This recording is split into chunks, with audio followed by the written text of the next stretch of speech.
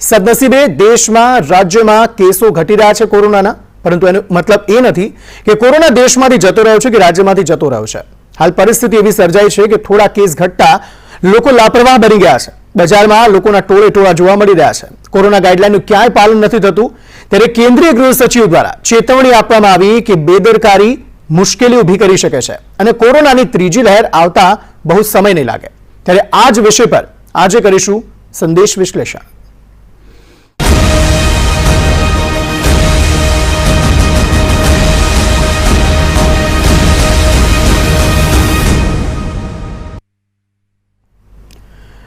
ઘણા રાજ્યોમાં લોકડાઉનના નિયંત્રણો હળવા કરવામાં આવી રહ્યા છે, પરંતુ નિષ્ણાતોની મહામારીનો થર્ડ વેવ આગામી 6 થી 8 સપ્તાહમાં આવી શકે તેવી ચેતવણીના કારણે કેન્દ્ર સરકારે રાજ્ય સરકારોને લોકડાઉનના નિયંત્રણો ગણતરીપૂર્વક હટાવવાની સૂચના આપી. અનલોકની પ્રક્રિયાના કારણે બજારો અને અન્ય સ્થળો ખાતે ભારે ભીડ એકઠી થઈ રહી હોવાની ગંભીર નોંધ લેતા કેન્દ્રીય ગૃહ મંત્રાલયે જણાવ્યું કે રાજ્યો કોરોના મહામારીને નિયંત્રણમાં લેવા માટે કોરોનાની ગાઈડલાઈનના ચુસ્ત પાલન, ટેસ્ટ, ટ્રેક, ટ્રીટ અને વેક્સિનેશનની 5 સ્તરીય વ્યૂહરચના સુનિશ્ચિત કરે તે અત્યંત મહત્વનું છે. કેન્દ્રીય ગૃહ સચિવ અજય ભલ્લાએ જણાવ્યું કે દરેક રાજ્ય ઝડપથી મહત્તમ લોકોને કોરોનાની રસી આપે. તેમણે એમ પણ જણાવ્યું કે રાજ્યોએ અનલોકની પ્રક્રિયા શરૂ કરી છે, તો દિલ્હી સ્થિત એમ્સના વડા ડોક્ટર રણદીપ ગુલેરિયાએ જણાવ્યું કે દેશમાં કોરોના મહામારીનો થર્ડ વેવ અટકાવી શકાય તેમ નથી. આગામી 6 થી 8 સપ્તાહમાં ભારતમાં કોરોનાનો થર્ડ વેવ શરૂ થઈ શકે છે. હાલ દેશની સામે સૌથી મોટો પડકાર મોટી વસ્તીને કોરોનાની રસી આપવાનો છે.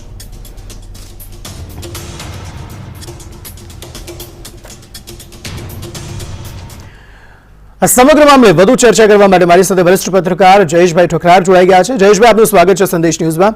જયેશભાઈ, જે પ્રમાણેની પરિસ્થિતિ અત્યારે જોવા મળી રહી છે તેવામાં થર્ડ વેવ આવવાની શક્યતા નકારી શકાય તેમ નથી તેવું ડોક્ટર રણદીપ ગુલેરિયા જણાવી ચૂક્યા છે. તેવામાં લોકોએ વધુ સાવચેતી રાખવાની જરૂર છે તેવું ચોક્કસપણે લાગી રહ્યું છે, કારણ કે લોકો જાણે એવું સમજી બેઠા છે કે હવે કોરોના છે જ નહીં, હવે કોરોના આપણી વચ્ચે છે જ નહીં.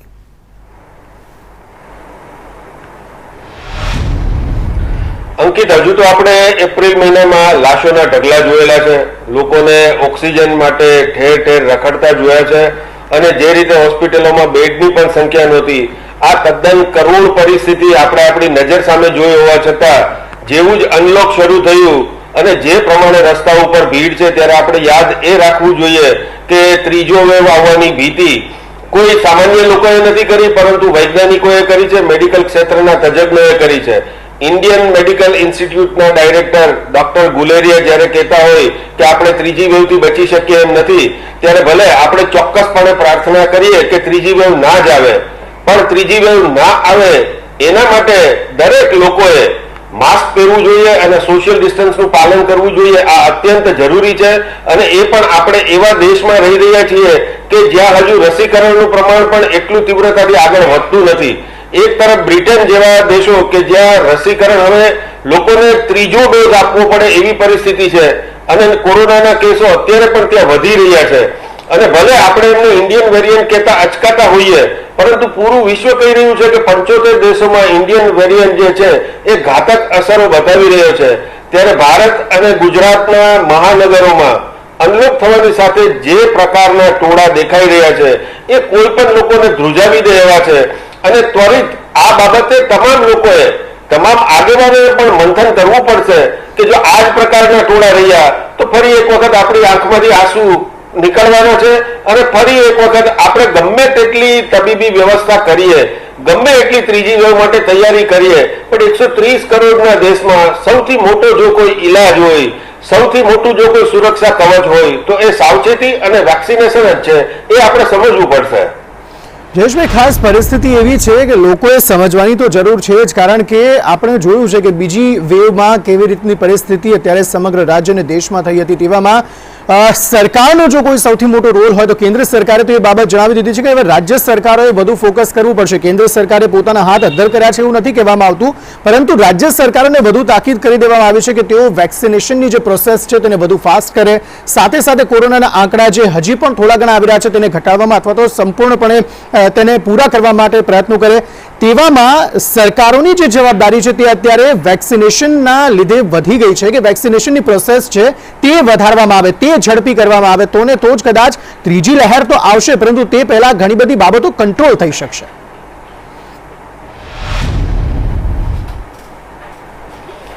અંકિત, એ તો વિશ્વ સ્તરે સાબિત થઈ ગયું છે કે ઇઝરાયલ જેવા દેશોએ કે જ્યાં સંપૂર્ણપણે વેક્સિનેશન કરી લીધું છે અને એમના જે રસીકરણના આંકડા છે એમાં જોરદાર પ્રગતિ જોવા મળી રહી છે, ત્યારે ભારત જેવા દેશમાં શરૂઆતથી જ આપણે વિશ્વનો સૌથી મોટો ટીકાકરણ મહોત્સવ શરૂ કર્યો, પરંતુ આપણને હજુ ગ્રામ્ય વિસ્તારોમાં એટલી સફળતા મળી નથી.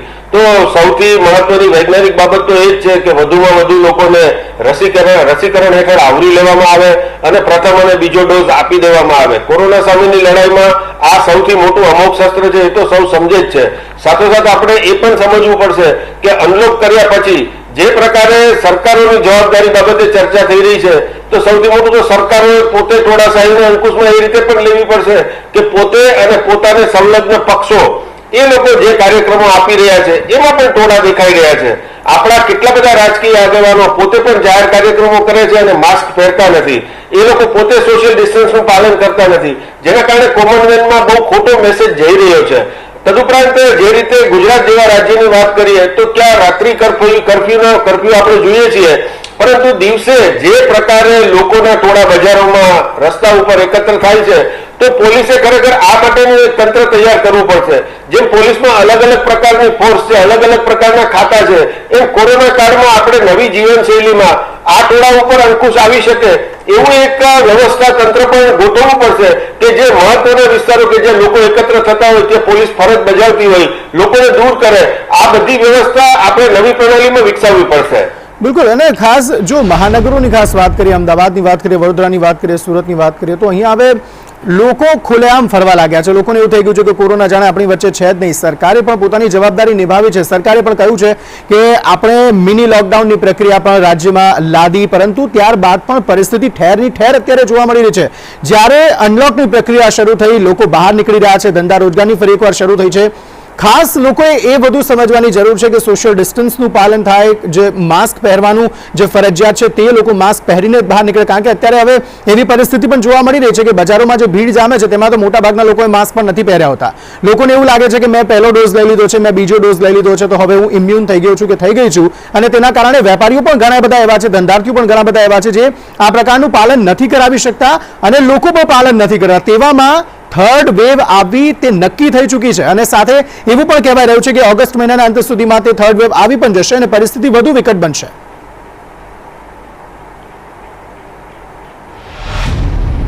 અંકિત, જે પ્રકારના ટોળા આપણે જોઈ રહ્યા છે એ સૌથી બિહારના દ્રશ્યો છે અને ખાસ કરીને મોટા શહેરો જ નહીં, નાના ગામોમાં પણ આ જ પરિસ્થિતિ છે. લોકોને જાણે એવું લાગી રહ્યું છે કે કોરોના સામેનો જંગ આપણે જીતી ગયા છીએ.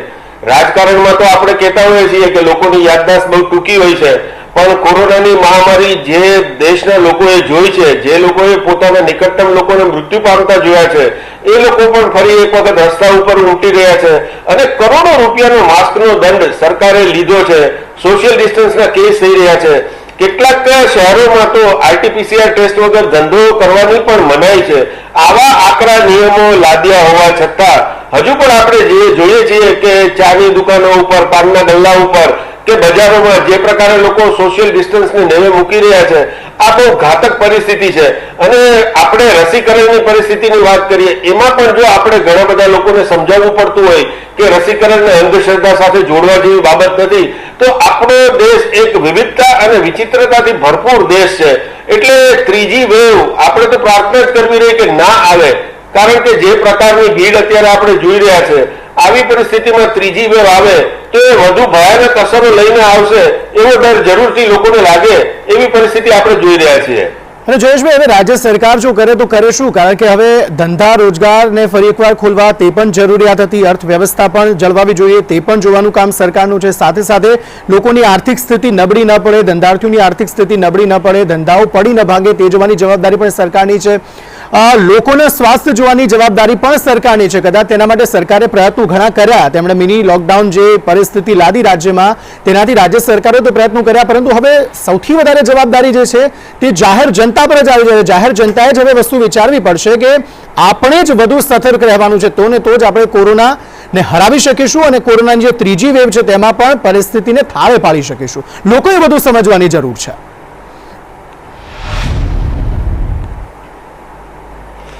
અંકિત, કોરોના સામે લડવું અને અર્થતંત્રને બચાવવું આ બંને ખૂબ જ પડકારજનક ટાસ્ક છે.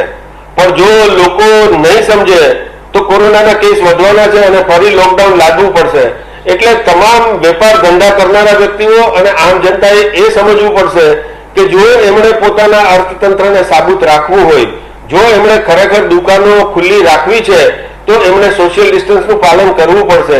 કેમ કે કોરોનાના કેસ વધશે તો લોકડાઉન લાગુ પડશે અને લોકડાઉન લાગુ પડશે તો અર્થતંત્રની ગાડી ફરી પાટા ઉપરથી ઉતરી જશે અને લાખો લોકોને રોજગારીનું પણ નુકસાન થવાનું છે. તો આ તમામ પરિસ્થિતિનો બોધ માત્ર એટલો જ છે કે કોરોનામાં આપણે એક નવી જીવનશૈલી કે કોરોનાની સાથે જીવતા શીખી જવું પડશે. અને જો આપણે માસ્ક પહેરી, સોશિયલ ડિસ્ટન્સ રાખી અને વેપાર ધંધા કરશું તો કોરોનાના કેસો પણ અંકુશમાં રહેશે અને આપણી દુકાનો પણ ખુલ્લી રહેશે, આપણા વેપાર ધંધા પણ ચાલતા રહેશે. પરંતુ સ્વયં શિસ્તની બહુ જરૂરિયાત છે. જો સ્વયં શિસ્ત નહીં રહે તો આપણી ઉપર જાનનું પણ જોખમ છે અને અર્થતંત્ર સામે પણ પડકારો સર્જાવાના છે. જી જયેશભાઈ, આભાર મારી સાથે જોડાવા બદલ અને સમગ્ર બાબતે ચર્ચા કરવા બદલ.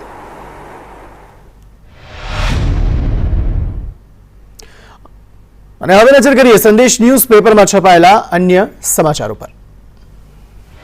અને હવે નજર કરીએ સંદેશ ન્યૂઝપેપરમાં છપાયેલ મોટા અને મહત્વના સમાચારો પર. જમ્મુ કાશ્મીરમાં રાજકીય પ્રક્રિયા શરૂ કરવા અત્યંત મહત્વની પહેલ. જમ્મુ કાશ્મીરમાં નવા જૂનીના એંધાણ. 24 જૂને પીએમ સાથે સર્વપક્ષીય બેઠક. એસએસસીના 50 ગુણમાં ધોરણ 12 સાયન્સના એ ગ્રુપમાં ગણિત અને બી ગ્રુપમાં વિજ્ઞાનના માર્ક ધ્યાને લેવાશે. વાપીથી જૈન યુવતીને સ્થાનિક મુસ્લિમ શખ્સ ભગાડી ગયો હતો. વડોદરા બાદ વાપીમાં લવ જેહાદનો કેસ. જૈન યુવતીને ભગાડનાર ઇન્દોરથી પકડાયો. હવે 18 વર્ષની વધુ વયના તમામ લોકો માટે રસીકરણ કેન્દ્ર કોમન રહેશે. કાલથી શહેરમાં દરેક માટે 300 સ્થળે ઓપન ફોર ઓલ વેક્સિનેશન. દેશના મુખ્ય 10 શહેરોમાં છે એર ઇન્ડિયાની મિલકતો. એર ઇન્ડિયા દેશના અનેક શહેરોમાં મિલકતો સસ્તામાં વેચશે. 300 કરોડનું ભંડોળ એકઠું કરવાની આશા. ઝાંખા પ્રકાશના વિઘ્ન વચ્ચે ભારત 3 વિકેટે 146 રન પર. કોહલી અને રહાણેએ બાજી સંભાળી. દક્ષિણ પશ્ચિમ અમેરિકામાં ભીષણ દુષ્કાળ વચ્ચે કાળઝાળ ગરમીથી લોકો ત્રાહિમામ. કાશ્મીરમાં મોટો આતંકી હુમલો રોકવામાં સુરક્ષા દળોને સફળતા. બારામુલ્લા ખાતે નાર્કો ટેરર મોડ્યુલ ઝડપાયું. ત્રાસવાદીઓના 12 મદદગારોની ધરપકડ. રાજ્ય, દેશ અને દુનિયાના તમામ મહત્વપૂર્ણ સમાચારોથી અવગત રહેવા માટે વાંચતા રહો સંદેશ ન્યૂઝપેપર.